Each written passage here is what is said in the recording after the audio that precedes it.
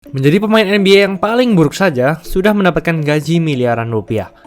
Hal ini menggambarkan betapa ketatnya Liga NBA dan betapa bertalentanya seorang pemain bila mampu memasuki level NBA. Namun bagaimana jadinya bila dari seorang pemain NBA, seorang yang gajinya miliaran rupiah, pekerjaannya berubah drastis hingga menjadi seorang super truck? Bila kamu melihat video kami yang berjudul 10 rekor paling memalukan dalam sejarah NBA, kamu akan tahu siapa pemain ini. Akan kami bahas dalam episode kali ini, berjudul Inilah Bintang Basket yang Menjadi Supir Truk. Sebelum lanjut, jangan lupa like dan subscribe ya. Simak ulasan berikut ini. Dia adalah Jason Curry. Aku tebak banyak dari kamu yang tidak mengetahuinya. Ya, karena dalam karirnya, ia hanya pernah bermain selama 3,9 detik di NBA. 3,9 detik. Jason memecahkan rekor karir NBA terpendek sepanjang sejarah. Jason lahir pada 7 Januari 1986 di Pleasant Grove, North Carolina, kota yang sama dengan kota asal Michael Jordan. Saat SMA, ia bermain untuk sekolah Eastern Elements High School di Mebane, North Carolina, dan menjadi bintang di sana. Di musim pertamanya sebagai rookie, ia sudah mencetak total 639 points, memecahkan rekor poin yang dicetak pemain musim pertama dalam sejarah negara bagian North Carolina. Bahkan Michael Jordan, pemain terbaik di NBA pun, kalah hebat dengan Jason Curry saat SMA. Ia memecahkan rekor poin demi rekor poin, puncaknya pada musim seniornya di mana ia mencatatkan rataan 40,2 points per game dan mendapat banyak sekali penghargaan. Karena kehebatannya, ia mendapatkan beasiswa di UNC, kampus yang sama dengan Michael Jordan. Namun karena ia terlibat dalam masalah penjualan marijuana, beasiswanya pun ditarik, sehingga ia berpindah kampus ke Oklahoma State University. Di kampus, awalnya ia menjadi cadangan. Namun saat tahun kedua dan tahun senior, ia selalu menjadi starting five dan berkembang dari tahun ke tahun. Puncaknya pada musim ketiganya di mana ia mencatatkan 17,3 points per game. Setelah musim ketiganya ini, Jason ingin langsung bermain di NBA, karena ia perlu menafkahi keluarganya.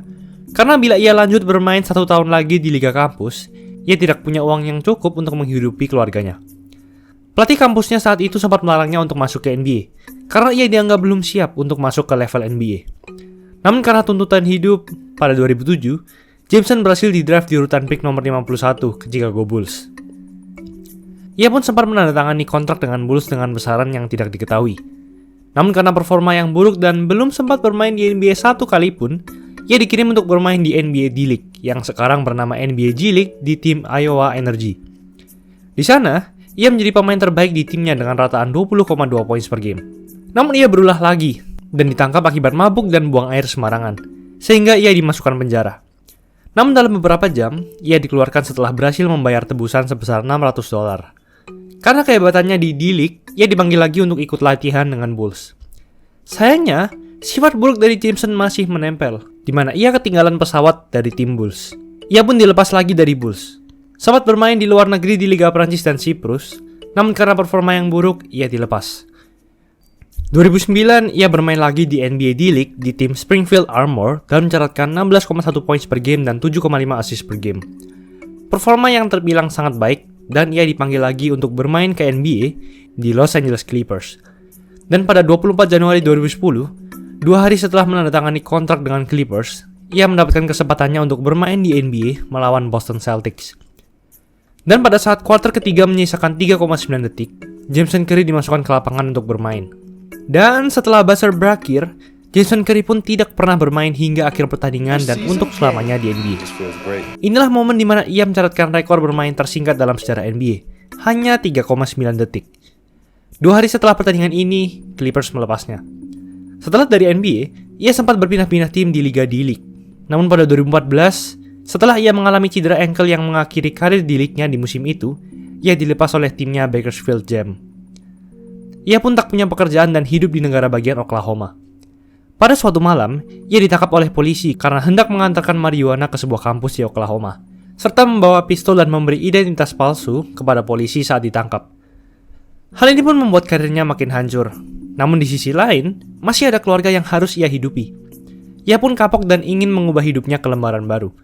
Ia berpindah dari negara bagian Oklahoma ke North Carolina, kota asalnya. Namun di titik ini, Jason masih berharap ia bisa kembali lagi bermain basket dan berkarir di sana. Suatu malam, ia berlatih lagi untuk mengembalikan mimpinya itu hingga larut malam.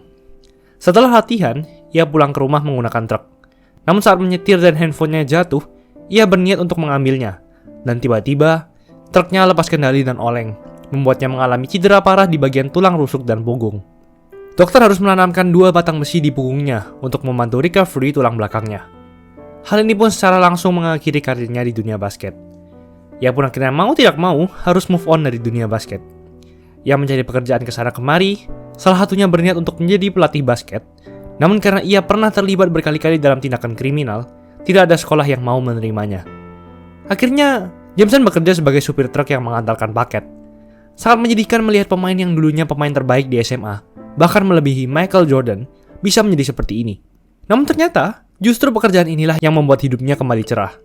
Ternyata, bos dari perusahaan tempat Jameson bekerja adalah fans dari tim basket kampus Oklahoma State, kampus di mana Jameson bermain dulu. Bosnya pun meminta Jameson untuk melatih tim basket anaknya, dan Jameson menerimanya. Namun karena ia tidak punya pengalaman melatih, tim yang dilatihnya pun punya rekor menang kalah yang buruk.